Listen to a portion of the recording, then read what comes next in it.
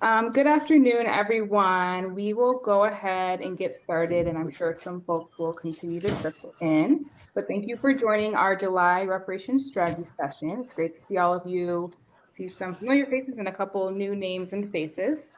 Today, we have a very exciting speaker on a very exciting topic. Dr. Ashley Farmer, Queen Mother Moores biographer, will discuss the roots of Moores reparations advocacy, her efforts to demand justice, and the impact of her legacy today. This session is especially timely with Queen Mother Moore's birthday coming up this weekend. So before we get into today's topic, we'll start with some partner updates, and then we'll move into regional reports, and then I will hand it over to Dr. Farmer. So first, some updates from First Repair. Please save the date for our 5th annual National Symposium for State and Local Reparations. That will be December 3rd through 5th in Evanston, Illinois. The 2025 symposium will offer a space for strategy building, relationship development, collective learning, and will invite activists, organizers, youth, artists from across the nation working to advance reparations. Last year's symposium, we had over 200 leaders from across the nation, and we're hoping to continue to build and strengthen the national network of local and state reparations initiatives this year. This year's theme is Act, Acknowledge, Commit, and Transform. And we are now accepting proposals for 60-minute workshops at the symposium. Additionally, this year will be the first year that we will have a Black art gallery. So we're welcoming you to submit artwork to be included in that Black art gallery and have your work showcased at the symposium. I will put the link in the chat for more information on our annual symposium. And the call for proposals and call for artists is now live, so you can begin preparing your submissions. What else from First Repair? Just another quick reminder that the reparations map, which maps reparations initiatives and organizations across the nation, is now live. Please take a look and make sure that your organization is represented accurately and up to date. I will put the link to view that in the chat as well. And then finally, just a quick reminder to join the regional strategy sessions if you're not already connected. The regional sessions offer a space for information sharing, requests for assistance, and connect with others in your region. So we'll hear regional reports from our regional leaders in a moment. I don't see any partners on the call, but I did just have one quick announcement from Cam Howard from Reparations United, who couldn't join us today. Reparations United invites you all to join a webinar titled Federal Reparations in the Era of Trump. This is the first in a series of webinars. This one will be hosted next Friday, August 1st at 6 p.m. And I will put the link and flyer for that in the chat. I'm not seeing any other partners. Oh, I see Nikichi. Any updates, Nikichi, to share? Yes, I just wanted to share, sorry for not being on camera. Our monthly Reparation Movement monthly meetup will be on this coming Tuesday. If you're already, I'll put something in the chat on it, but it's not a meeting, it's not a strategy session, it's just an upbeat.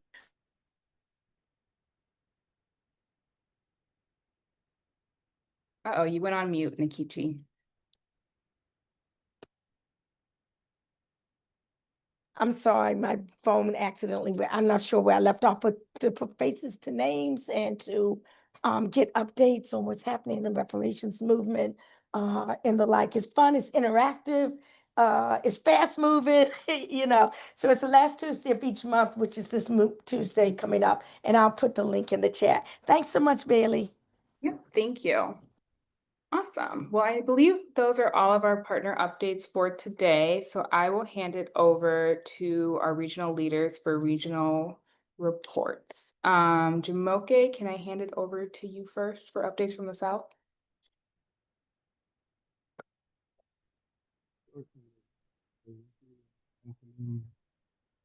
My name is Jamoke Fetayo, serving as South Regional Rep.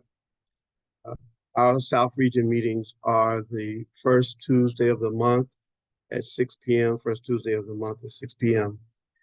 In terms of updates, the Atlanta Reparations Commission, as I've been mentioning over the months, has been kind of limping along. But we had a serious conversation with our council member to really expedite the process to get the Atlanta Reparations Commission up and running officially.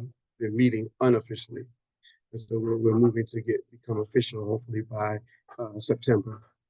And then the city of Decatur is also have been identifying their reparations task force members to be put up by the Beacon Hill Black Alliance for Human Rights.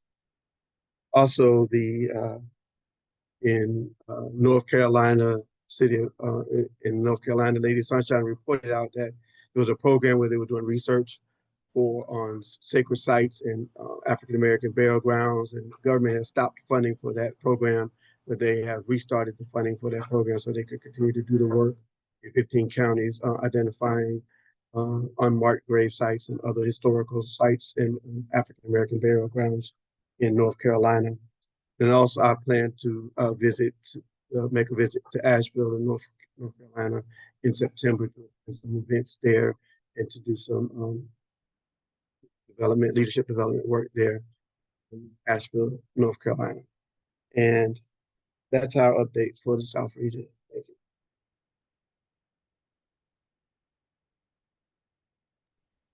Thank you, Jamoke, for that update. Jean-Pierre, can I hand it over to you for updates from the East region, East and Mid-Atlantic region? Sure. Good afternoon, everyone, and please forgive me if my screen freezes. Our Wi-Fi acting up a little bit in the office. So just in terms of updates, we meet the East Mid-Atlantic region meet on the fourth Tuesday of every month at 5 p.m.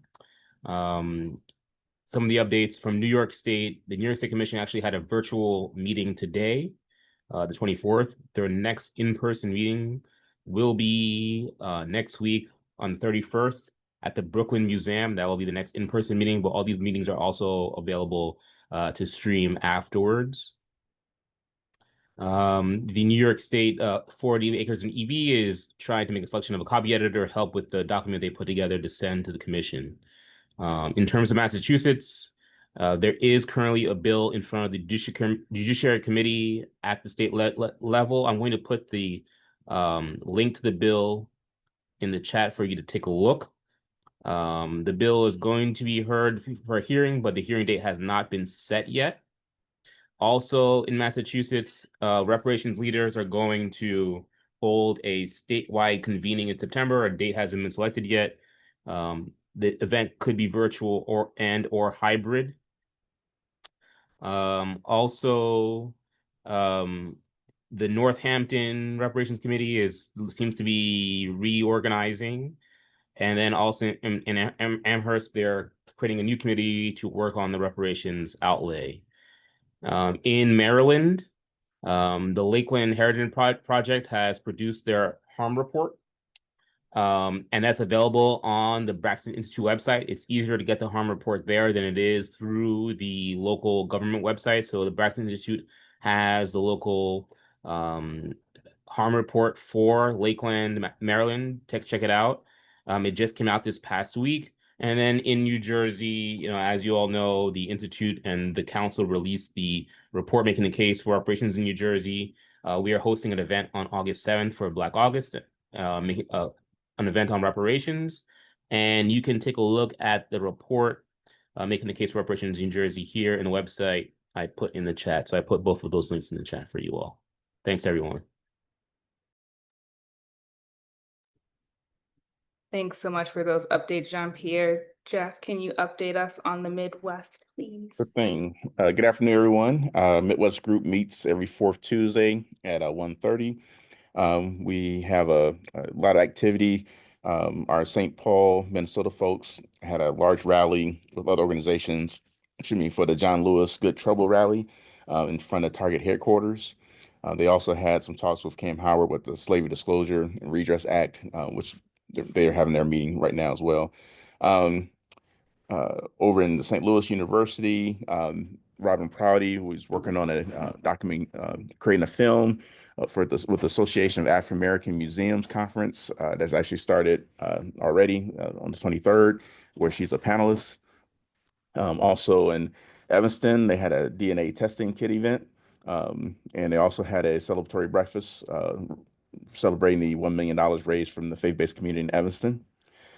In Kansas City, their mayor's commission for reparations, they had some issues with some funding for their research firm, but thankfully through the efforts of various reparation networks, was able to get the legal team to write a letter and be able to release those funds to make a distinction between DEI and reparation efforts. That may be something other groups may be concerned about or dealing with. And so just so you know, there's a legal team that already worked on distinguishing those things so funding doesn't get held up with the DEI, attack on DEI stuff.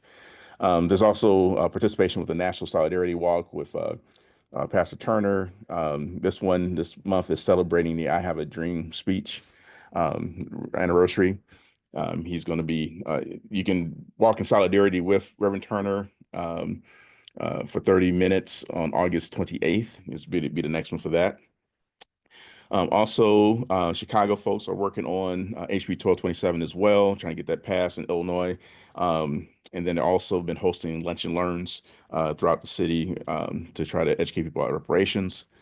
We also had Michigan represented at our last meeting, and they're trying to move an omnibus bill for repair and taking a public health approach to try to get a bill for reparations passed in their area. In Illinois, on the state commission, we should have our harms report ready this fall. The initial report should be done by end of August, and the commissioners will be reviewing it and creating recommendations, getting input from the community, from Illinoisans on those recommendations, and it should be a final report due by beginning of 2026 for Illinois. And then locally in Champaign-Urbana, Mayor Urbana, first Black mayor we've had, has approved a commission for reparations for African Americans and funded the commission as well. And we're trying to get the other Twin City and county on board with that group, but we definitely officially have the first one started. And the last thing I mentioned that we did have a pretty decent discussion in terms of addressing health and well-being for those in the reparations efforts.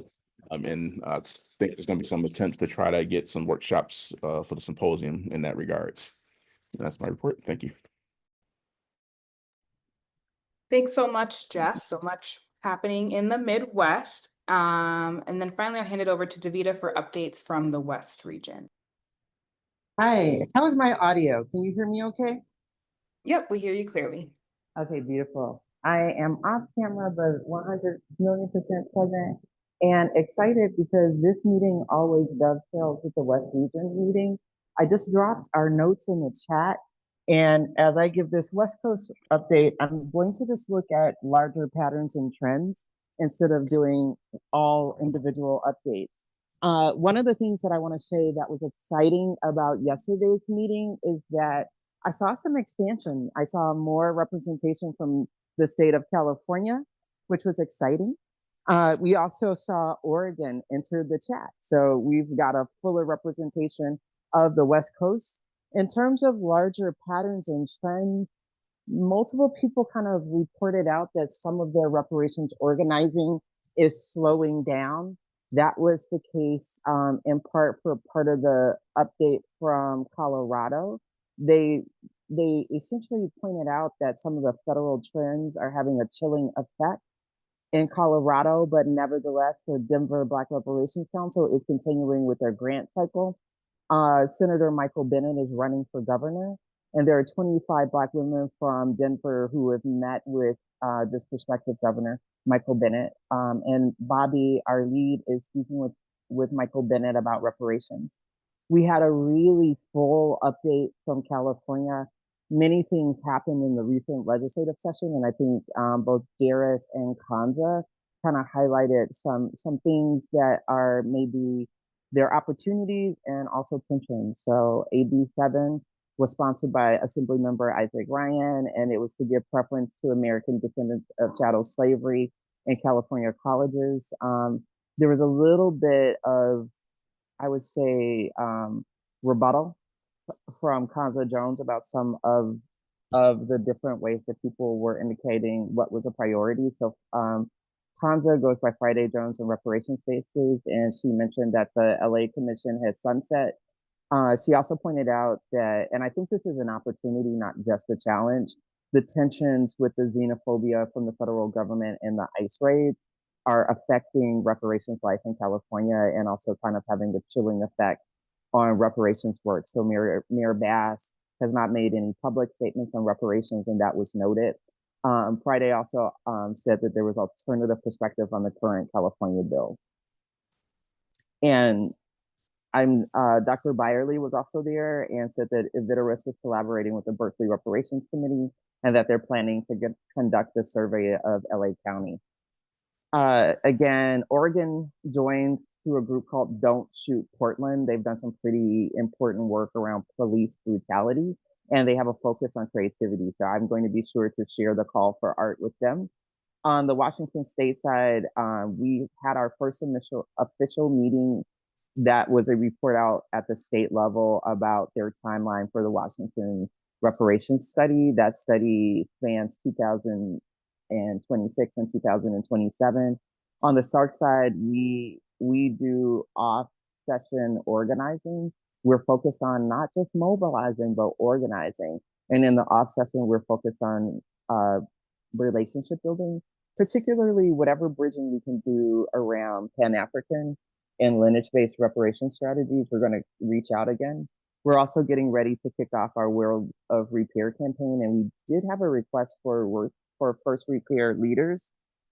We are bringing Garrison Hayes. Garrison Hayes is, I think, one of the most intelligent thinkers about how to rebut right-wing talking points. And he's going to be helping us with our media strategy work and doing a session on August 21st. We're open to doing a webinar for people who are not on the Pacific Coast timeline, but do want to think about in this present day and era, how do we prepare for the attacks that are already here and that might get stronger. And that is the West Coast update. And also many, many thanks to Bailey. Bailey, I let Bailey know that my dad passed last month, and she's been so kind, as well as the rest of the First Repair family. And thank you for that additional leadership support. It was really appreciated. Absolutely, of course. Well, if there are no other updates to share, regional updates, then we can move into today's guest speaker that I'm excited to introduce, Dr. Ashley Farmer. Dr. Ashley Farmer is an award-winning writer, researcher, and cultural analyst who explores Black history and its implications today. She's the author of Queen Mother, Black Nationalism, Reparations, and the Untold Story of Audley Moore. And her first book, Remaking Black Power, was shortlisted for numerous awards. Farmer's ideas and insights have appeared in numerous venues, including Harper's Bazaar, NPR, The Washington Post, and Teen Vogue. And Farmer is an associate professor at the University of Texas at Austin. I will hand it over to Dr. Farmer to share more about Queen Mother Moore's life and legacy. Hi, everyone. Thank you, Bailey, first of all, for the invite. It's really nice to see you all, some whom I've seen before, and some who are hopefully new friends and contacts. As Bailey said, I've just finished a biography. I was told I should hold this up so people can see, of Queen Mother Moore, that will be out in November. And so my goal today is to offer just a brief overview of her background in a couple of different prongs of her reparations advocacy, how that expressed itself. And then hopefully maybe we'll have a few moments for question and answer. For some of you who knew Queen Mother Moore and are familiar with her, this will probably be a review. For others, perhaps an introduction, but hopefully somebody can find, or everybody can find something a little bit useful here. So let me just share my screen and we'll get started. Let's see, screen.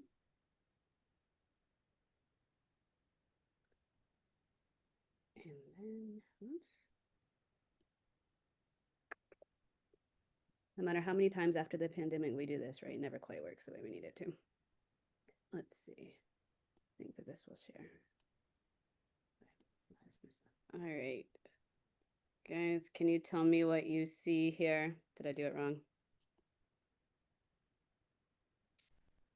Your screen is not up yet on my side. Okay, give me 1 second then to just using a new feature, and I'm not quite sure how it works. Let me stop here and try one more time. I saw some trees, a slide with some trees. Okay, give me 1 second. Sorry.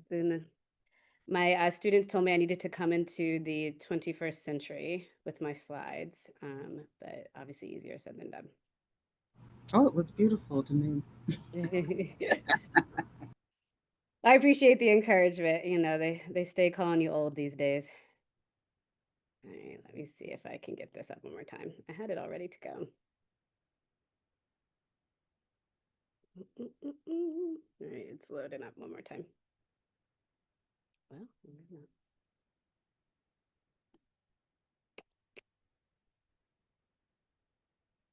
Of course.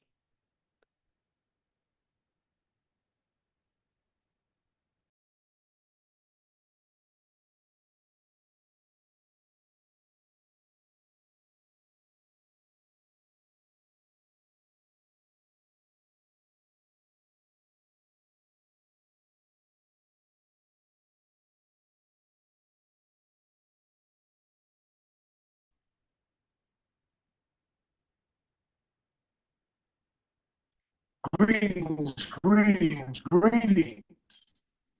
Can it be?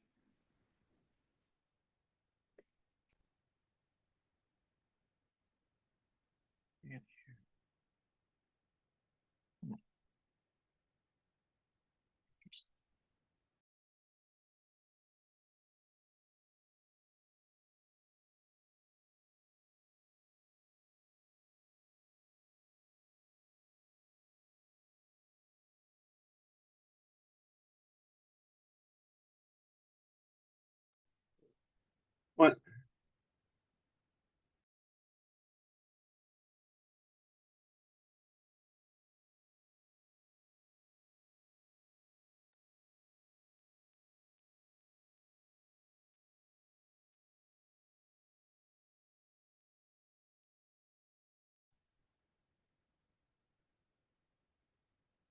Can I get a thumbs up as to whether folks can see it or not? Yes, we see your Canva. Okay, perfect. Do you see the actual presentation? It's not in like presentation mode yet, no. Interesting. Okay. All right. Give me one more second. Okay, so it's sharing here, but then when I present, it stops sharing, huh? Let's see. Yeah, like we see your full browser. It's not in Okay, let me present. click present one more time and see if it'll work. If not, then, okay, it seems to pause whenever. Okay, we'll do it this way so you don't waste any more of your time. I'll just do it this way. Okay, so thank you for your patience on this. You guys can see it this way. I can just do it this way for now. Now we're not seeing your screen at all. Okay, let me tell you what. All right. Want to just do it on the Canva? We could see it. It's just Yeah, not. that's what I was trying to do. Yeah. Can you see it now? Yep. Okay, perfect. I'll do it this way. All right. So I'm gonna go ahead and jump right in. So a little bit of background about Queen Mother Moore. She was born in New Iberia in 1898. This is a lovely picture of her when she was younger. She's the tallest one on what would be, I guess, you guys' right side. And her two sisters, Eloise and Loretta. Her father was a slave in New Iberia and turned businessman, and her mother was a free person of color. So she had a relatively like privileged upbringing in New Orleans Creole society, so much so that in her own interviews, the ones that we have left, we often hear she calls herself what she calls a bourgeois little stinker, somebody that was set to be among the privileged class of Black folks. But growing up in New Orleans also meant that she was growing up in a really vibrant atmosphere. And in early 20th century New Orleans, there was also an active chapter of the Ex-Slave Mutual Relief Bounty and Pension Association led by Callie House. Now, Moore's family would have taught her that this was not something that she should have been involved in. They very much were the ne'er-do-wells of New Orleans society. However, I point this out to know that nobody's ideas happen in a vacuum. And she would have perhaps heard about kind of issues of repayment before then. But everything changed when Marcus Garvey came to town. She was orphaned at the age of 18. Her mother died early on, and then her father died when she was a teenager. And she met and married a man named Josiah Spraggs, who happened to be a Jamaican who sailed around the Caribbean. And he was the one who introduced her to the UNIA. And as many of you know, the United Negro Improvement Association had a particular stronghold in Louisiana, and Garvey visited there often, particularly in the summer of 1922. And she tells this wonderful story, if you ever get the chance to kind of hear one of her recordings, where they barred Garvey from speaking. And so when he got out of jail and came the next night to speak in the Longshoremen's Hall in New Orleans, everybody was packing heat to make sure that he was allowed to speak. And as he came down into the Longshoremen's Hall, so she says, all the police officers came up to try to rearrest him again for speaking there. And she says, everybody got up with their guns and yelled, "Speak, Garvey, speak. Speak, Garvey, speak." And this is kind of this moment when she both understood what Black nationalism could offer her, but also saw Black people stand up in self-defense for Black nationalist beliefs that really transformed her into a Garveyite who she would stay all of her life. And it's also through Garvey that she started to learn about the idea that lands, particularly in Africa, have been stolen. And he talked often about giving back the land and the riches of the African people. So we can see, even though it wasn't necessarily called reparations, as it were, there were ideas percolating perhaps in her head about the fact that something had been taken from Black folks and that it needed to be restored. However, Garvey was deported in 1929, and she migrated to New York City during that time. And she joined the Communist Party as the UNI dissipated because they shared the same nationalist ideals. When she joined the Communist Party, they were promoting what we call now the Black Belt thesis, the idea that Black people were a separate nation set apart by their shared heritage and culture, and that they had the right to secede from the United States and form a separate nation in the southeastern United States. This is a formulation that she adopted in part because it sounded a lot like Garveyism. And she continued to embrace it and integrate it into her reparations activism, as we'll talk about in a minute. But it's also where she really learned to struggle. She often talked about the UNIA as being more of a, you go, you learn about your history on Sundays. She was pounding the pavement every day as a Communist Party member, organizing and getting kind of analysis of class. So she was a party member from the 1920s through the 1950s, but a combination of the party dissipating and the rise of McCarthyism, not unlike a lot of what we are experiencing now, caused a lot of folks to scatter. And she came back home to New Orleans, where she started the Universal Association of Ethiopian Women. And you can see what she's doing there with the Universal Association of the Ethiopian Women and the UNIA. So she comes back to a Garvey stronghold. She joins forces with other former Garveyites, and it's a women-led Black nationalist group in Louisiana. And they save men on death row in Louisiana. They support Black women who are kicked off of welfare rolls in Louisiana. And they also advocate for the idea of an independent Black nation located in the Black Belt. So we should understand the UNIA as a working class, middle-aged Black women's group who's really organizing around the material needs of folks in New Orleans, but also priming them for the idea that nationalism is the answer to their problems. And this is where she locates the start of her own reparations activism. As the story goes, they were out researching because they realized that no one had really ever paid for the atrocities that Black folks had experienced during slavery and that continued through this day that they saw firsthand through their reparations advocacy. So the story goes that she and her sisters were sitting in their former home and reading when they came across a message or a passage in a Methodist encyclopedia that stated that Black people needed to claim their reparations before basically the centennial of the Emancipation Proclamation, or such a claim would be null and void. Folks have tried to track down this particular passage with no avail, but it does serve as what she offers as the origin story and also a great kind of way for her to jumpstart activism, as this was the early 1960s when she said she found this passage to kind of organize for the Emancipation Proclamation Centennial in 1963. So it's through this group that she starts to advocate for reparations. And she also starts to create one of the texts, which has become a foundational one for the history of the reparations movement, which is Why Reparation Money for Negroes. And this is a pamphlet that you can find online in a couple of libraries. This is the cover of it right here. And in it, she not only makes a claim for reparations by talking about how the United States has paid reparations to other groups, for example, Japanese Americans for their time in internment camps or Indigenous Americans, but also how international bodies have done so. And she also lays out one of her many different, formulations, we would say, of how reparations could be used. So I want to just talk a little bit briefly about, in general, what the prongs of her theory were, and offer you a couple little offshoots for how this advocacy came about in the 60s, 70s, 80s, and 90s. So at the core of her theory is the idea that the Middle Passage, slavery, and Jim Crow systematically destroyed the cultural heritage and rights of Africans and their descendants. That these atrocities could only be remedied through extensive economic restitution distributed by way of grassroots networks. An ongoing theme of Queen Mother Moore's work is that it wasn't for a payout for one group or one entity to control, but rather Black people themselves understood how to best use the repayment they should be given. And she offered lots of different ways in which repayment could be envisioned. It could be diverse and capacious, including large payouts, again, but done at the grassroots level, government programs, and African immigration. And in this process, she begins to frame Black people not as Americans, but rather as captive Africans born in the USA and in need of reparations to decide whether they'd like to stay here or, in fact, join a separate nation. So what did this look like on the ground in the 60s and 70s after she started to advocate for this more broadly? And when I say advocate, sometimes she's going from place to place to place and infusing this idea of reparations activism into wherever she is also organizing for Black nationalism. And if you talk to people who met her during this time, often it is the first time that they heard about reparations as a concept. So it really is a situation of kind of letting many flowers bloom. I want to point out there are many, many iterations of folks who picked up Moore's reparations activism, but I want to highlight 3 different ones.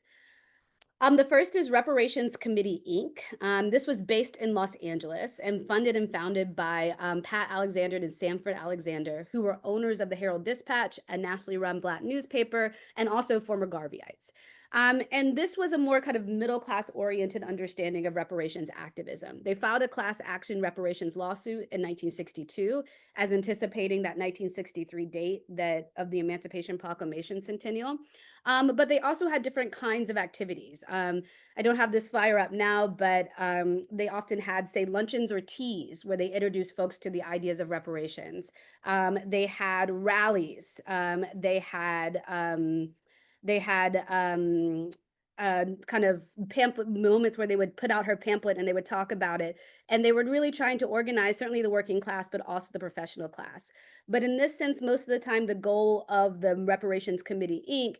was incorporating into the larger nation state versus externalizing out to a separate Black nation. Another group that took up her work was the African Descendants National Independence Partition Party, often called ADNIP. Based in San Francisco, so you can see in California alone how 2 different kind of entities take 2 routes to her reparations activism. And Moore is a founding member, though she does not go to San Francisco and advocate.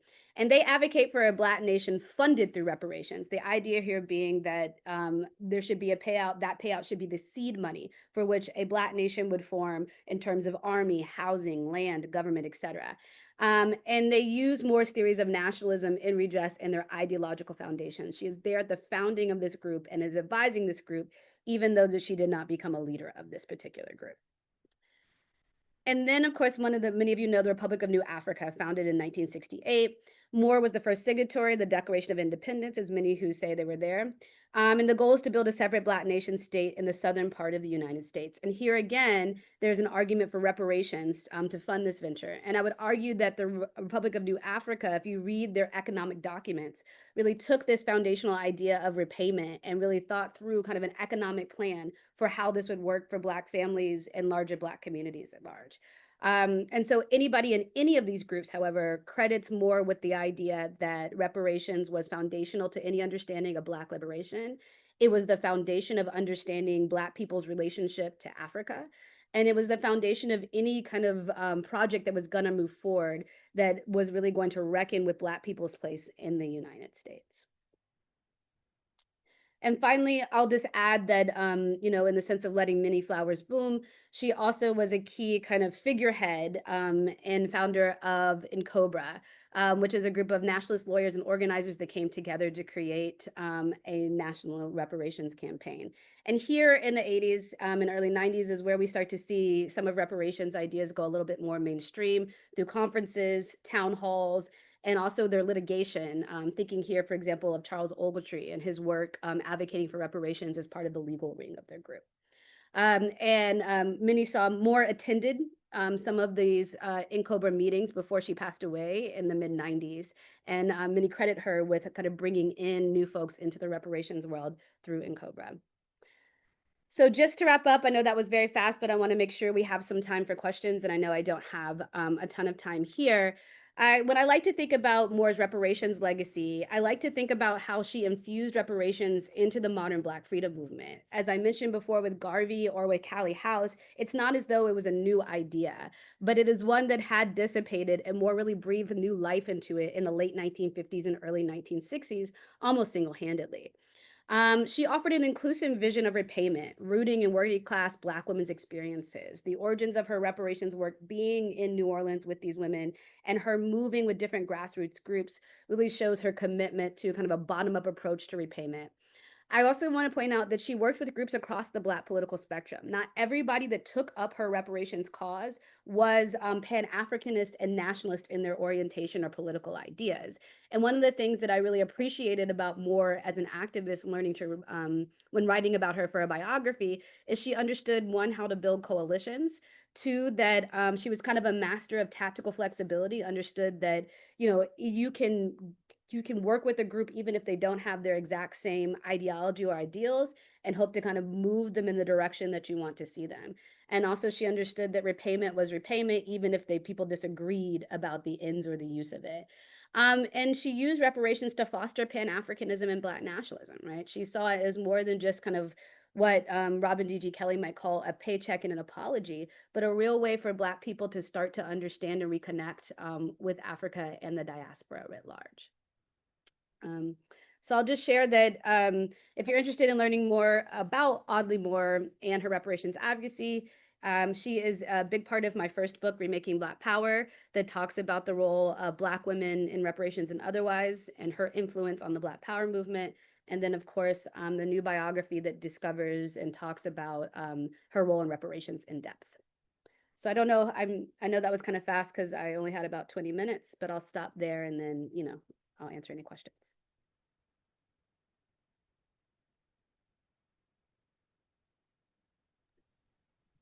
We will open it up for questions for Dr. Farmer.